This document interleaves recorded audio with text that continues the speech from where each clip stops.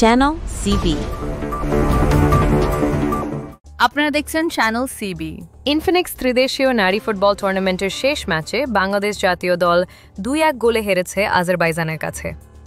মঙ্গলবার রাতে ঢাকা জাতীয় স্টেডিয়ামে এই জয়ের মাধ্যমে শতভাগ সাফল্য নিয়ে শিরোপা নিশ্চিত করেছে ইউরোপের দলটি। আগের ম্যাচে মালয়েশিয়ার কাছে 0-1 গোলে পরাজিত হওয়া পিটার বাটলারের শিষ্যরা এই ম্যাচে তুলনামূলক ভালো পারফরম্যান্স উপহার দিয়েছে। র্যাঙ্কিংয়ে অনেক এগিয়ে থাকা আজারবাইজানের বিপক্ষে শুরুতে গোল হজম করার পরও তারা দৃঢ়তা ও রক্ষণী শৃঙ্খলা দেখিয়ে সমতায় ফিরে। যদিও শেষ রক্ষা হয়নি, সিরিজে দুটি ম্যাচই হারের তেতো স্বাদ নিতে হয়েছে তাদের। ম্যাচের 20তম মিনিটে ডান দিক থেকে মানিয়া ইজরা ক্রস থেকে গোল করে এগিয়ে যায় আজারবাইজান। জাফর জাদে সেভিনি হেড করে স্বাগতিকদের গোলরক্ষক রূপনা চাকমাকে পরাস্ত করেন।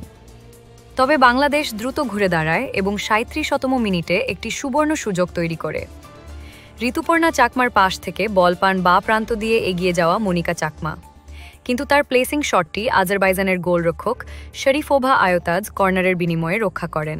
2 মিনিট পর সেই কর্নার থেকেই বাংলাদেশ সমতায় ফেরে। স্বপ্না রানীর কর্নার কিক আয়তাজ 5 করে দূরে সরিয়ে দিলেও বল এসে পড়ে মারিয়া মান্ডার কাছে। মারিয়া বাম পায়ের এক দুর্দান্ত ভলিতে হাওয়ায় ভাসিয়ে বল পাঠিয়ে দেন জালে। স্কোর লাইন দাঁড়ায় 1-1। 41তম মিনিটে অফসাইডের ফাঁদ ভেঙে সেফাদিনোভা ভুসালার একটি প্রচেষ্টা অল্পের জন্য ক্রসবারের উপর দিয়ে চলে গেলে আজারবাইজান লিড নিতে পারেনি। বাংলাদেশ বড় বাঁচা বেঁচে যায়, কারণ তখন রূপনা বেশ অসহায় অবস্থায় ছিলেন। দ্বিতীয়ার্ধের শুরুতে তহরা খাতুন ও শামসুন্নাহার জুনিয়রের বদলে সুলতানা খাতুন ও উমেলা মার্মাকে মাঠে নামান কোচ বাটলার। তবে স্বাগতিকরা ধীরে ধীরে ক্লান্ত হতে শুরু করায় আজারবাইজান খেলার নিয়ন্ত্রণ নিতে থাকে। তাদের চাপ ধরে রাখা শেষ পর্যন্ত সফল হয়। 83তম মিনিটে ইজরা দ্বিতীয়বারের মতো লক্ষ্যভেদ করে আজারবাইজানের জয় নিশ্চিত করেন। আগের ম্যাচে তারা মালয়েশিয়াকে হারিয়েছিল 2-0 গোলে। বাংলাদেশ এই সিরিজ শেষ করেছে খালি হাতে।